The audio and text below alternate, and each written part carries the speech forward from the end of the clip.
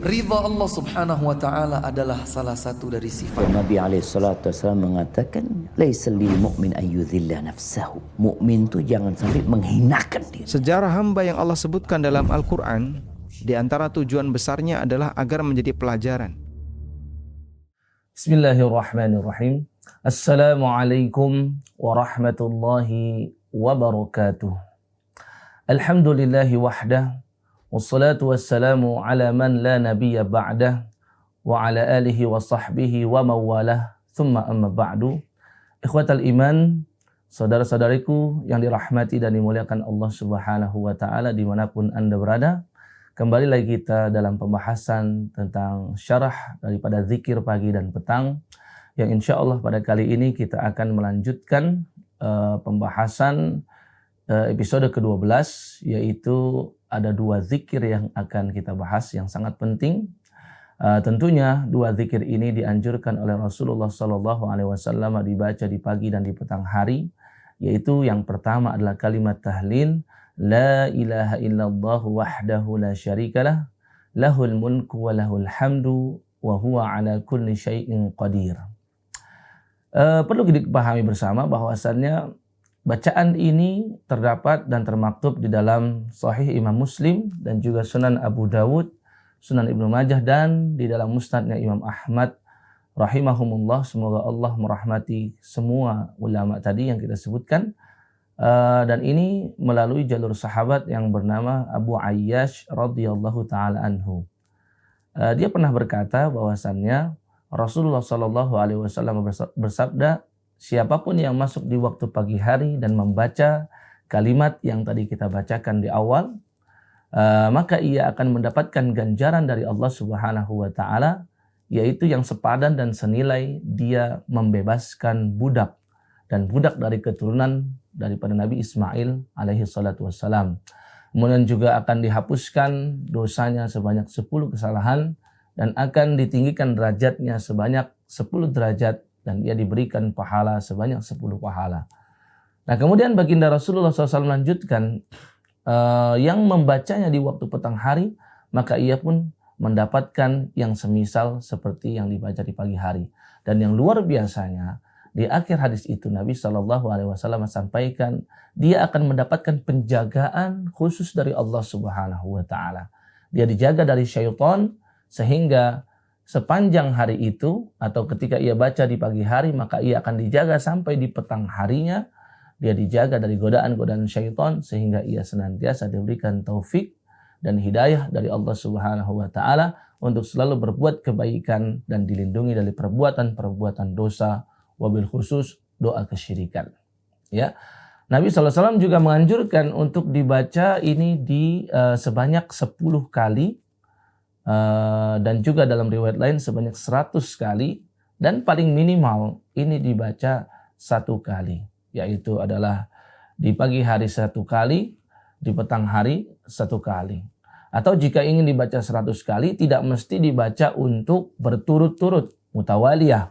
Dalam 1 kali duduk dibaca masih 100 kali, itu yang terbaik. Tapi jika tidak mampu dikarenakan kesibukan dan ada aktivitas yang lebih utama dan lebih prioritas dalam syariat, maka tidak ada masalah dicicil atau diangsur, sekali duduk 20, kemudian dalam perjalanan 20, sembari duduk 20 lagi, dan seterusnya, sehingga mendapatkan angka seperti yang dianjurkan oleh Rasulullah sallallahu alaihi wasallam. Dan pembahasan tentang kalimat tahlil ini sudah kita bahas secara tuntas di episode sebelumnya. Nah, kemudian bacaan yang berikutnya yang dibaca di waktu pagi hari dan di waktu petang hari adalah zikir yang disebut dengan zikir mudha'af, zikir yang berlipat ganda. Kenapa zikir ini disebut dengan zikir yang berlipat ganda? Karena dengan zikir redaksi yang pendek, yang singkat, namun pahalanya itu bisa senilai dengan zikir yang dibaca dengan panjang dan membutuhkan durasi yang juga panjang. Ya, hal ini bisa nampak ketika kita memperhatikan riwayat yang datang dari Rasulullah SAW tentang bacaan ini. Ya, suatu ketika baginda Nabi Muhammad sallallahu alaihi wasallam, beliau berada di rumah istri beliau namanya Juwairiyah. Salah satu ummul mukminin, ibunda kita semua, ibunda seluruh orang-orang yang beriman. Nabi SAW kemudian di waktu subuh beliau berangkat sholat subuh ke Masjid Nabawi. Kemudian ternyata beliau beriktikaf di sana dan itu merupakan kebiasaan beliau beriktikaf. Selepas sholat subuh beliau mungkin membaca zikir pagi, beliau mungkin membaca Al-Quranul Karim, beliau mungkin tadabbur, beliau mungkin tafakur dan merenung, beliau mungkin berdoa kepada Allah dan ibadah-ibadah yang lain. Ya, selama beliau masih berada di dalam Masjid An-Nabawi, karena beliau pernah menganjurkan kepada para sahabatnya, barang siapa yang sholat berjamaah sholat subuh di masjid, kemudian ia duduk, ia iktikaf sampai matahari terbit, kemudian ia menanti sampai matahari mulai meninggi dan ia sholat 2 rakaat, maka ia mendapatkan ganjaran seperti ia berangkat haji dan sekaligus berangkat umrah, melaksanakan kedua ibadah tersebut. Dan Nabi terangkan dan tegaskan tamah, sempurna ia mendapatkan pahala tersebut. Maka Nabi berada di Masjid Nabawi sampai beliau mengakhirinya dengan sholat isyraq atau sholat duha di waktu yang paling awal. Kemudian beliau pulang. Ketika beliau pulang sampai di rumah Juwairiyah, beliau menyaksikan Sayyidah Juwairiyah radhiyallahu taala anha masih dalam kondisi seperti beliau ketika selepas sholat subuh, yaitu beliau tetap duduk dan beliau banyak berzikir.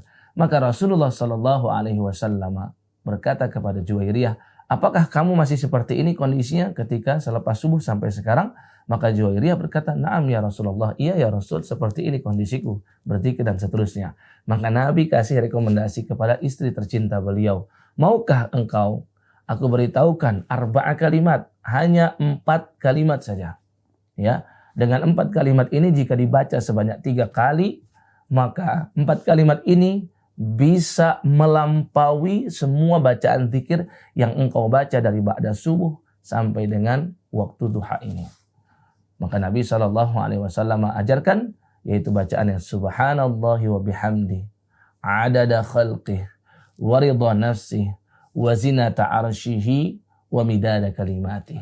Ya, yaitu maknanya adalah subhanallahi wa bihamdi, maha suci Allah dan aku memuji Allah Subhanahu wa taala dengan pujian 4 hal tadi, yaitu adalah subhanallahi wa bihamdi adada khalqih, pujian sebanyak makhluk yang Allah ciptakan. Tentunya sangat banyak makhluk Allah, dari malaikat, dari golongan manusia, dari bangsa jin, dari tumbuhan-tumbuhan, hewan-hewan, planet-planet, benda-benda langit, dan ini penciptaan dari Allah menciptakan pertama kali sampai dengan yaumil qiyamah. Sangat banyak ciptaan dan makhluk Allah. Ya, adada khalqi, wa ridha nafsi, dan juga pujian kepada Allah dan pensucian kepada Allah ini dibaca sebanyak ridha nafsi, sebanyak keridhaan Allah terhadap hambanya. Dan ridha Allah itu sangat luas, tiada terbatas, unlimited. Ya, kemudian wa ridha nafsi wa zinata arsyihi. Bacaan ini juga dibaca seberat timbangan arsy-Nya Allah Subhanahu wa taala. Dan arsy Allah adalah makhluk Allah yang paling agung dan yang paling besar. Allah Subhanahu wa taala berfirman di ayat terakhir dari surat At-Taubah ayat 129, alaihi tawakkaltu wa huwa rabbul arsyil azim. Kepadanya aku bertawakal, yaitu kepada Allah, wa huwa rabbul arsyil azim, dan Allah adalah Rabb pemilik arsy yang sangat agung dan sangat besar. Arsy Allah ini sebegitu berat dan sebegitu besarnya sampai Nabi SAW pernah terangkan, tidaklah jumlah langit dan bumi ya dibandingkan dengan kursinya Allah, melainkan seperti ibarat sebuah cincin yang dilemparkan ke padang pasir. Maka cincin itu adalah langit dan bumi, dan padang pasir yang nan luas itu adalah kursinya Allah. Kemudian Nabi terangkan lagi, dan perbandingan antara kursinya Allah dengan arsy-Nya Allah Subhanahu wa taala pun juga dengan perbandingan semisal, yaitulah kursinya Allah ibarat seperti cincin yang dilemparkan ke padang pasir yang luas, ke tanah kosong yang luas, dan tanah kosong yang luas itu adalah arsy-Nya Allah Subhanahu wa taala. Begitu besar dan agungnya arsy Allah Subhanahu wa taala. Untuk sebagai gambaran dan ilustrasi saja, Nabi SAW juga pernah terangkan bahwasannya malaikat pemikul arsy Allah, hamalatul arsy, berapa besarnya mereka? Nabi SAW terangkan, innama baina syahmati uzunaihi, Dari cuping telinga ini, jaraknya sampai dengan atikihi, sampai dengan pundaknya, itu sejauh 700 tahun perjalanan. Ini baru malaikat yang memikulnya. Bagaimana dengan arsy-Nya Allah Subhanahu wa taala yang begitu agung dan begitu tinggi? Karena ini adalah makhluk Allah yang paling tinggi, keberadaannya berada di atas pas daripada surga Firdaus.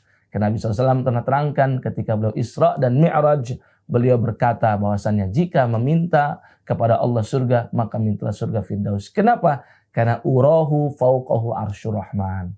Aku diperlihatkan oleh Allah di atas surga Firdaus, itu langsung atasnya adalah arsy Allah Subhanahu wa ta'ala. Maka mengucapkan kalimat subhanallahi wa bihamdi, kita katakan wazinata arsyihi, yaitu seberat timbangan arsy Allah Subhanahu wa ta'ala, wa midada kalimatihi, yang keempat adalah kita membacanya sebanyak kalimat-kalimat Allah Subhanahu wa ta'ala.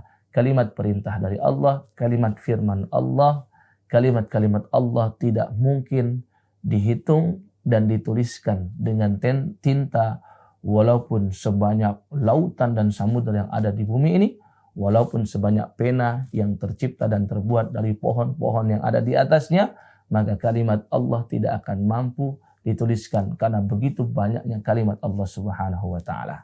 Demikianlah dua zikir yang dianjurkan oleh Nabi SAW untuk dibaca di waktu pagi hari dan di waktu petang hari, dan mudah-mudahan bermanfaat bagi semuanya. Dan akhirnya marilah kita tutup subhanakallahumma bihamdika asyhadu an la ilaha illa anta astaghfiruka wa atubu ilaik. Wassalamualaikum warahmatullahi wabarakatuh.